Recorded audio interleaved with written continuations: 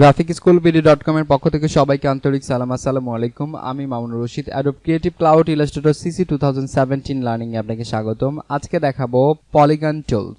Polygon tool এখান থেকে আমরা সিলেক্ট করব। সিলেক্ট করার পর আমরা যদি জাস্ট এখানে ক্লিক করি তাহলে দেখেন আগের যে টুলসগুলোতে এইভাবে আসছিল ডায়ালগ বক্স, সেইভাবে আমরা করতে পারবো। বাট এখানে অপশনটা চেঞ্জ রয়েছে, এখানে রেডিয়াস রয়েছে অ্যান্ড স্লাইড রয়েছে। সো এখানে কয়টা সাইড হবে সেটা বলছে, আর রেডিয়াস কত অ্যাঙ্গেল হবে। সো আমরা জাস্ট এখান থেকে যদি 0.5 করে দিই, 0.5 করে দিই, এখানে যদি আমরা 8 করে দিই, জাস্ট ওকে প্রেস করি, তাহলে দেখেন আমাদের এই যে প্রত্যেকটা রেডিয়াস 0.5 করে হচ্ছে এবং 8টা কর্নার হচ্ছে 1 2 3 4 5 6 7 8। 8টা আমরা সেট করেছি, এই জন্য 8টা কর্নার হচ্ছে এইভাবে।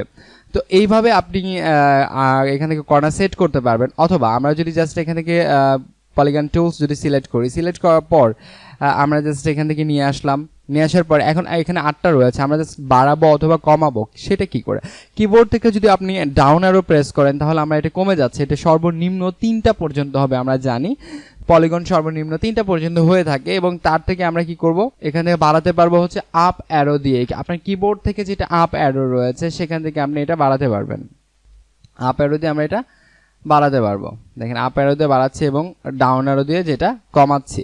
তো এইভাবে আর ডাউন অ্যারো দিয়ে কমাতে পারবো না, আপ অ্যারো দিয়ে আমরা বাড়াতে পারবো। জাস্ট আমরা এটা নিলাম। এটা নেওয়ার পর বাকি যে অপশনগুলো ছিল আমাদের আগের যেসব টিউটোরিয়ালসে এখানে আমরা দেখেছিলাম রেক্টেঙ্গেল, রাউন্ড অ্যান্ড ইলিপস টুলসে সেম অপশনগুলো এখানে রয়েছে। এখান থেকে আপনি colour, fill colour, stroke colour এখান থেকে দেবেন। লাইক আমি এখান থেকে স্ট্রোক কালার একটা সিলেক্ট করে দিচ্ছি, স্ট্রোক কালার অ্যান্ড স্ট্রোক ভ্যালুটা এটা বাড়িয়ে দিলাম।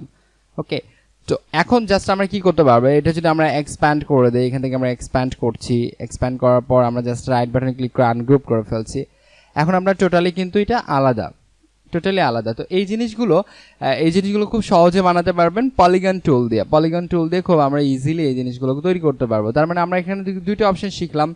একটা জাস্ট হচ্ছে যে আমরা এখান থেকে পলিগন থেকে এখানে ক্লিক করে আমরা এখান থেকে সাইড অ্যান্ড রেডিয়াস এখান থেকে দিতে পারি। অথবা আমরা জাস্ট এখান থেকে আমাদের কি এখন ধরেন সাপোজ আমি যেখানে ক্লিক করেছি এটা পজিশন রং, তাহলে আমরা কি করবো, এটা সরাতে গেলে অবশ্যই আমরা জানি, কারণ হচ্ছে যে স্পেস বাটন প্রেস করলে আমরা এখানে যে কোনো কোথাও এটা নিতে পারি।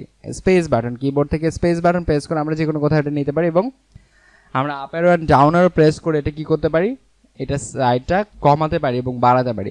জাস্ট আদার্স যেসব টুলস আমরা দেখেছি সেটা থেকে এই পলিগন টুলসের মধ্যে পার্থক্য এতটুকুই। এই ছিল আজকের টিউটোরিয়ালসে। সবাইকে অসংখ্য ধন্যবাদ। আসসালামু আলাইকুম।